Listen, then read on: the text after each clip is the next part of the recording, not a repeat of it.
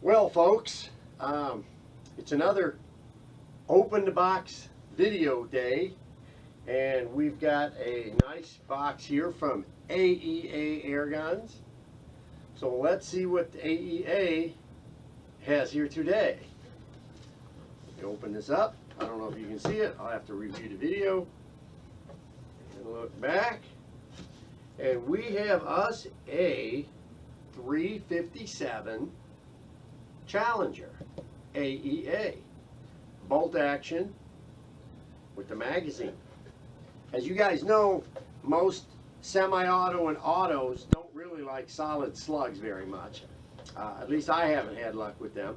So I always like anything that's got a bolt action, because then it's you've got control, pushing, feeding, working with it. So that's what we're going to look at. So let us zoom in and say, hey, hey, hey, AEA.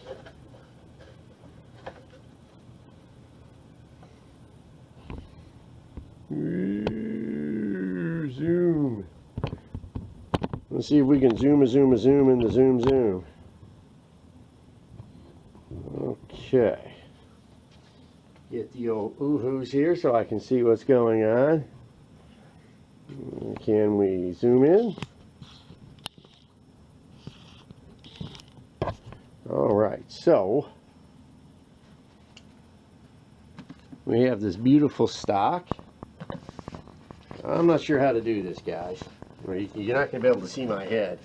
Anyways, we've got the cocking handle, the fill probe that does not need a it's already got the Foster fitting milled into it. You don't need an adapter.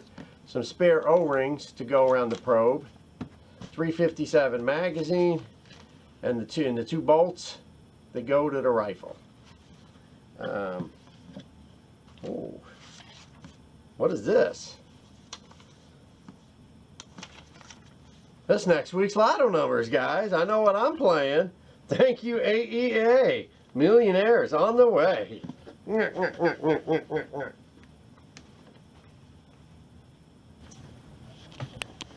All right, guys, so I hope the sound isn't too bad. That new air conditioner is really cranking, and unfortunately, I think the sound comes across since the air conditioning unit's right behind the camera.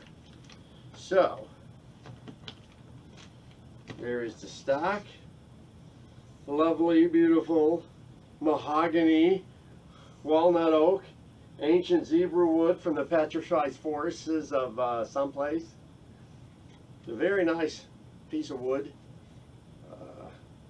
Everything looks like it's milled pretty straight.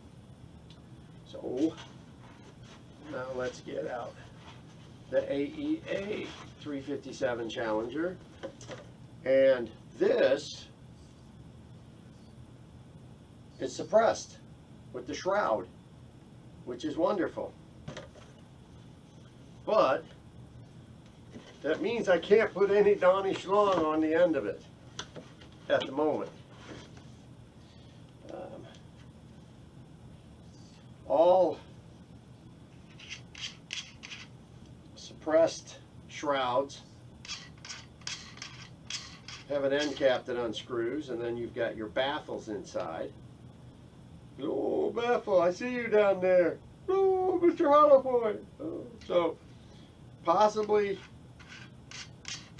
down the line, knowing Donnie FL, the master of the donkey schlong, he will probably have an adapter and a schlong-lator that goes on there. Lot of them do. A lot of them do. So let's, what do we have here? This is the bolt. The big bolt. The bolt upon the bolt. There's no other bolt.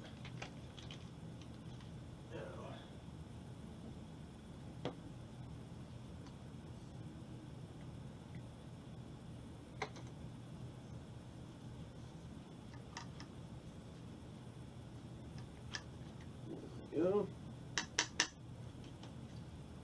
All right, that's on. That's in.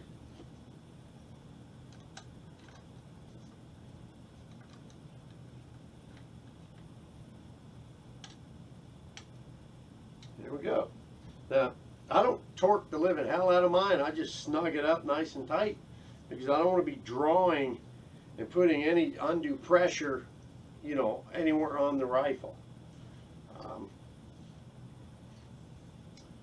Standard dovetail rail, so I have to put an adapter on to put on the big scope. The little bolt goes onto your safety, so you can have a little extra finger ambidexteri, whether you're a lefty or a righty. So that's there. That just screws on, no Allen wrench needed. And then the cocking handle. And gentlemen, as I always say, if I can do it, you can do it. Because I've got the mechanical skills of a bowl of spaghetti. Look at that. Look at that. If I can do it, you can do it. And like all air rifles, most of them, to uncock it, pull the cocking handle back so you've got the weight off the hammer sear, and then slowly let it forwards. Now it's uncocked. Yay, and the people did rejoice. So let's see what we can do here. It's fuzzy. Okay, so this is what we're going to be testing here eventually. Alright, so we got the two different 85s going all the way to a 140. But right here is what will fit in the magazine and what will fit single tray. Maximum magazine length for a bullet is 4.68, and for the single shot is about 6.36, as in length. You can see I've been measuring. So folks, we've got 2, 4, 6, 7 different bullet weights we're going to try with the AEA 357 Challenger. Because it's a magazine fed rifle, you've only got so much room to drop a single shot tray in there. So the maximum length on the magazine is 4.68 for the length of the bullet, that is. And then the single shot, right about 6.36 of maximum length. So we're going to try both of them and see what we come up with. It's a lot of fun, and we're going to be throwing a lot of lead. Like I said, this is our kind of out of the box starting setup here. The fill pressure on the side of the rifle is 3,600 psi. I will verify with AEA to see if that's something we can push up or leave it at. So at the moment, we will start with 3,600 psi.